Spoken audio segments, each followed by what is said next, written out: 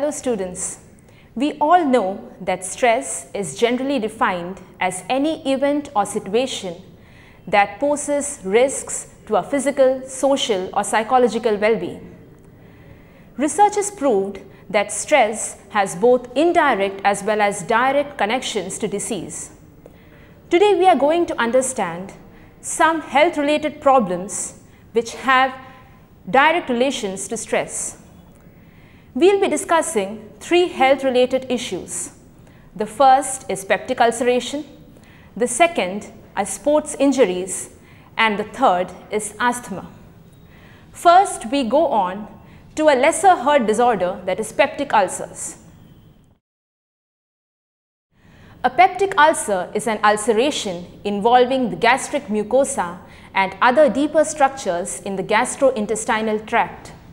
Now you may ask me, what is the gastric mucosa? The gastric mucosa is the tender inner lining of the stomach that is comprised of soft epithelial tissue. Now this umbrella term of peptic ulcers includes gastric ulcers, esophageal ulcers as also duodenal ulcers.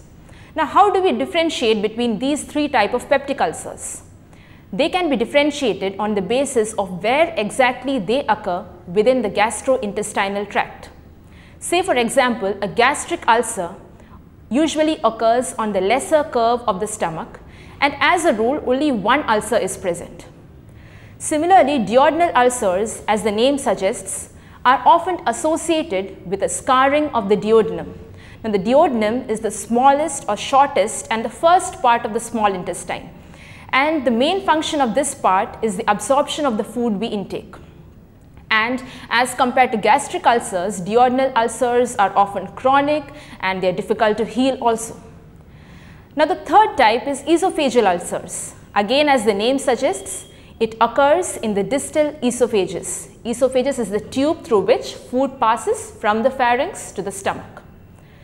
Now this peptic ulceration can either be acute. When it is acute, it is usually superficial, involving only the mucosal layer. But when it is chronic, it is deep and involves both the mucosa as well as the submucosa.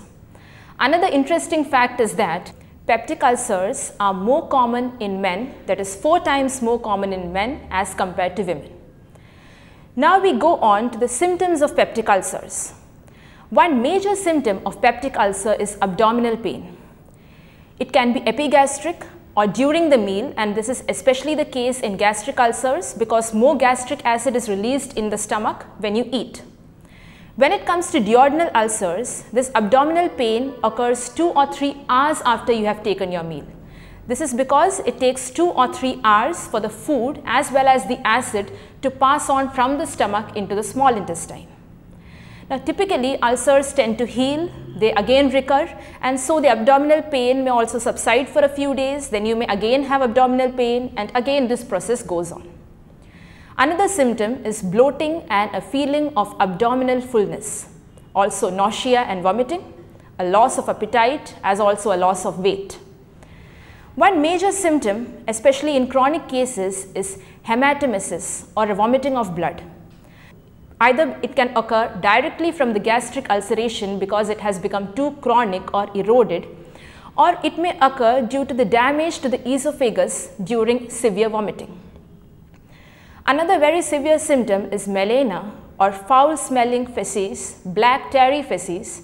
This happens due to oxidized iron from hemoglobin, which is a result of gastrointestinal hemorrhage due to severe peptic ulcers.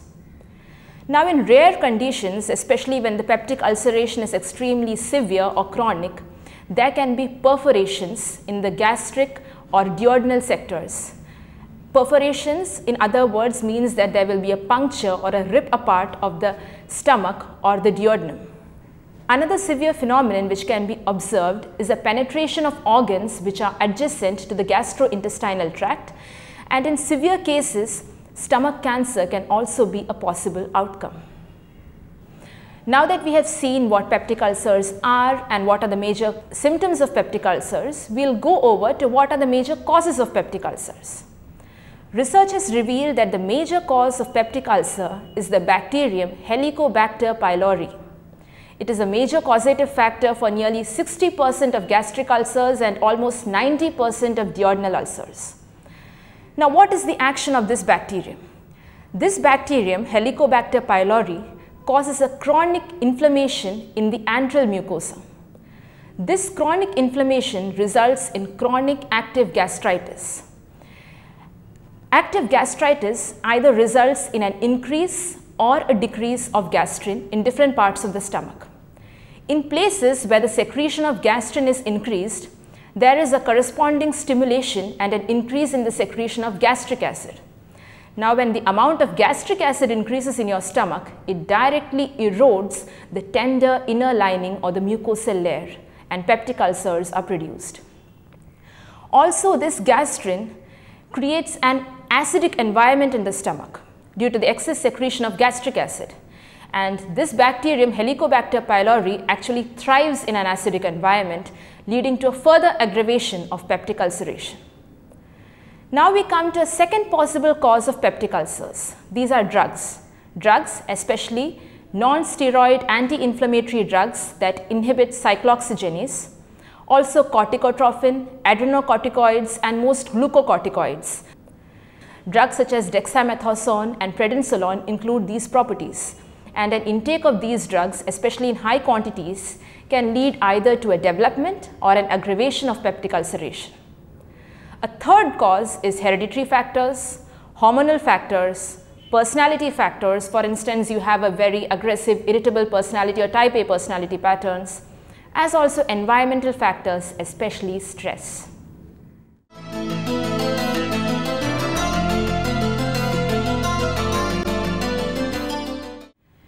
Now we come to the all-important topic, stress and peptic ulcers. What role does stress play in peptic ulceration? After a long-standing debate on the role of stress in peptic ulcerations, researchers have found that peptic ulcerations are not just caused by infections or bacterium, and stress can also play a vital role both in the development as also the aggravation of peptic ulcers. For instance, stress situations such as highly competitive work situations, traumatic life events, accidents, burns, head trauma, all of these can also have emotional correlates of stress. For example, you will become nervous, anxious, tense, unhappy, and all these emotional factors, especially those associated with chronic stress, they interfere with the normal functioning of the stomach, leading to an excess production of gastric acid. And gastric acid, as you already know, serves to erode the mucosal lining when the amount of secretion is quite high. Further, this excess production of gastric acid in stressful situations also leads to an acidic environment in the stomach, and it should be noted, as I've already mentioned below, that this bacterium, Helicobacter pylori, thrives in an acidic environment. Further, the stress response involves the secretion of glucocorticoids such as cortisol, which also are causative and aggravating factors for peptic ulcers. Further, an indirect effect of stress would be an increase in risky behaviors, for example, smoking, alcoholism, uninhibited and irresponsible drug use, as also irregular meal times, intake of spiced and high-calorie foods, all of which can act both as causative and aggravating factors for ulceration. Now that we have a general idea of what peptic ulcers are, we'll try to understand what is the process of treatment for peptic ulcers. The basic treatment for peptic ulcers involves dietary regulations, both in terms of the content of the meals as well as the timing of the meals. Doctors advise frequent small meals instead of a heavy meal so that the stomach never remains empty, because when the stomach is empty, the excess gastric acid produced directly acts on the inner lining of the stomach, eroding it. Also, avoidance of spiced and acidic foods, fried foods, behaviors such as smoking and alcohol, as also the use of other aggravating drugs, and extremely stressful situations need to be avoided. Other precautions include bed rest and proper medications to relieve the symptoms and allow the peptic ulceration to heal. In case there are a number of complications and the peptic ulcer is chronic and severe, surgery may be prescribed.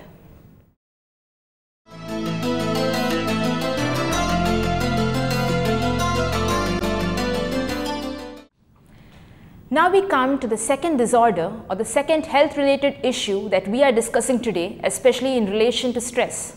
This is asthma, which is a quite common disorder. You may hear of it almost in your everyday life. Now, what exactly is asthma? Asthma involves a chronic inflammation of the bronchial tubes or airways. Bronchial tubes which are chronically inflamed become overly sensitive to different kinds of triggers. These may be specific triggers or allergens, or non-specific triggers or non-allergens, which in normal circumstances should cause little or no response. This heightened state of sensitivity of the bronchial tubes due to an overreaction of the immune system results in bronchospasms, swelling, inflammation, and a congestion and narrowing of the bronchial tubes. The cause may be a tightening or a constriction of the muscles of the smaller bronchi, a thickening of the lining of the bronchial tree, or an excessive increase in the secretion of mucus. This entire phenomenon can be referred to as bronchial hyperreactivity, or BHR if it is abbreviated. And this bronchial hyperreactivity results in breathlessness, coughing, wheezing, and hypoxia, or a decrease in the oxygen supply for the individual. It is likely that there is an actual spectrum of bronchial hyperreactivity in all individuals, but the fact is that the level of bronchial hyperreactivity in asthmatics is essentially more intense and more severe as compared to normal people or non-asthmatics. Now, what are the possible causes of asthma? Asthma can be triggered by a wide variety of factors. One point you need to note is that all persons or all asthmatics may not respond to the same triggers. Now, these asthma triggers can be divided into two categories. The first are specific triggers or allergens.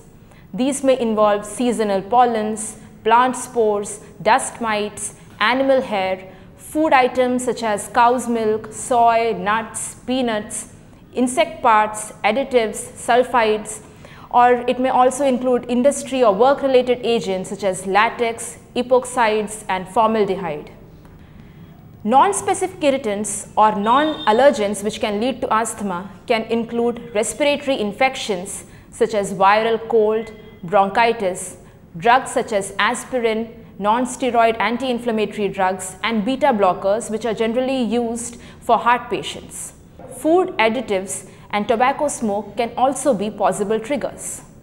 Additionally, outdoor factors such as smog, weather changes, diesel fumes, indoor factors such as paints, detergents, chemicals, certain odors or smells, perfumes, even deodorants, and even certain times of the day, for example night times, can act as triggers for asthma in certain people.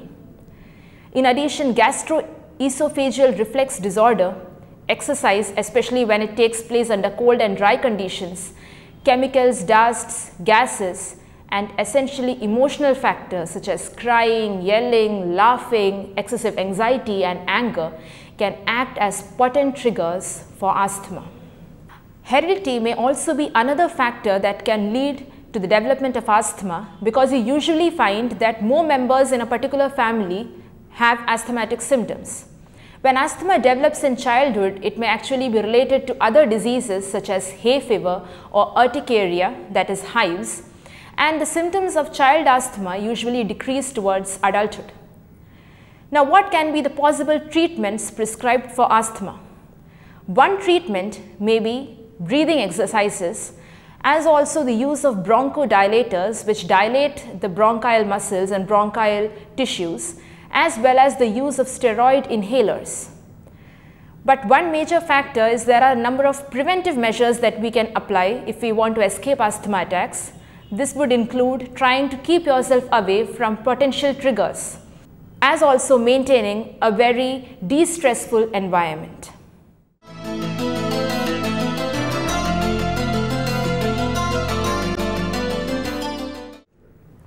Now we come to a very interesting topic in this lesson, that what is the effect of stress on this particular health disorder of asthma.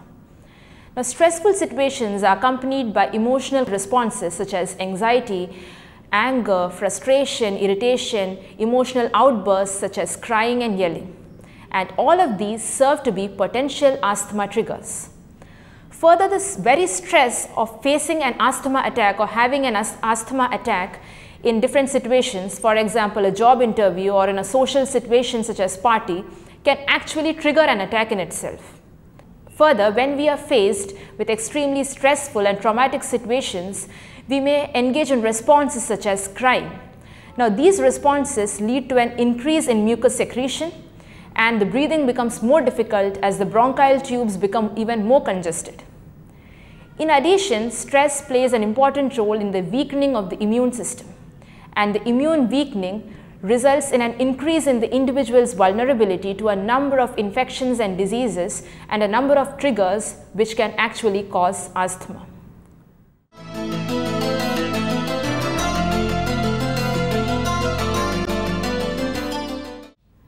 The third health-related problem that we are going to discuss today and the influence of stress on this problem is sports injury. You may have often read in newspapers or seen in news reports how different players have to skip games and take rest because they have suffered some or the other form of injury. What is sports injury? Sports injuries are injuries that occur during athletic activities. We can divide them either into traumatic injuries or overuse injuries. Traumatic sports injuries generally range from bruises and muscle strains to severe injuries such as fractures or even head injuries. And essentially, they are followed by some sort of inflammation, pain, localized swelling, heat, redness, and a loss of function. Overuse injuries occur when there is repetitive stress on some particular part of the body. For example, the tennis elbow, where the elbow becomes sore and red because there is repetitive use and stress on that particular part. Sports injuries may either occur intentionally, either because players in your own team have some sort of jealousy towards you, or players in other teams you are competing with expose you to sports injuries for their own benefits. On the other hand, sports injuries can also be unintentional and may result from improper training, a lack of proper warm-up, a lack of proper equipment, or basically a lack of conditioning to the sports environment. Now, how does stress become related to sports injury? There is enough evidence which suggests that psychosocial stress can actually increase an incidence of sports injury. One of the theories is that stress interferes with concentration and players become less vigilant about the dangers surrounding them. They become less aware of cues or warning cues, and they fail to protect themselves.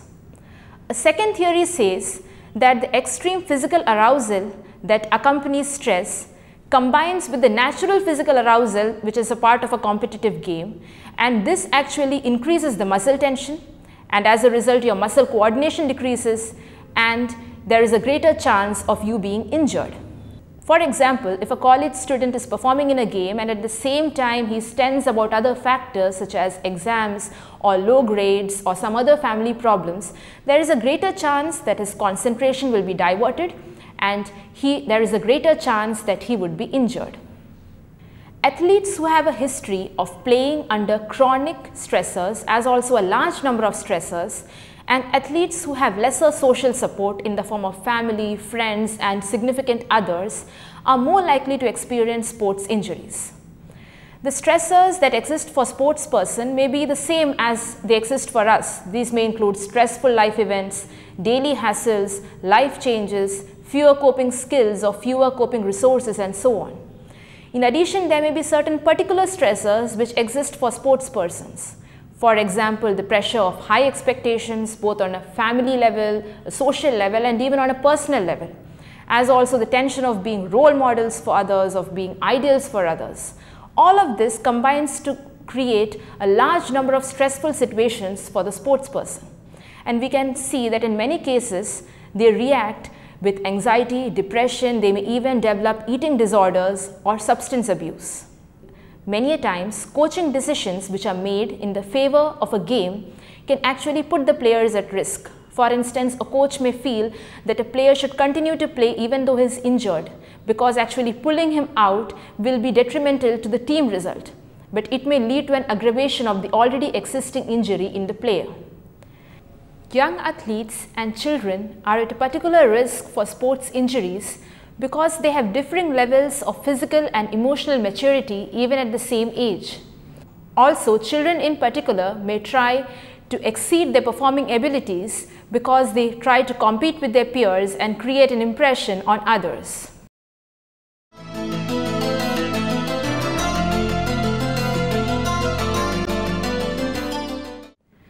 Biological approaches towards the prevention of sports injuries would involve proper warm-up, taking proper rest breaks between games and also within a game, wearing the necessary protective gear, following proper techniques, playing safe by the rules, and developing proper muscular exercise and flexibility, and also developing a sense of team loyalty and mutual support. Stopping the activity in case of pain and avoiding heat injury by drinking plenty of water and avoiding practice or games in especially hot and humid conditions, as also wearing light clothing are some of the biological approaches towards preventing sports injury. Now we come to the most important part, which is the psychosocial approaches towards preventing sports injury. These approaches actually are directed towards reducing the amount of stress an athlete experiences in sports situations.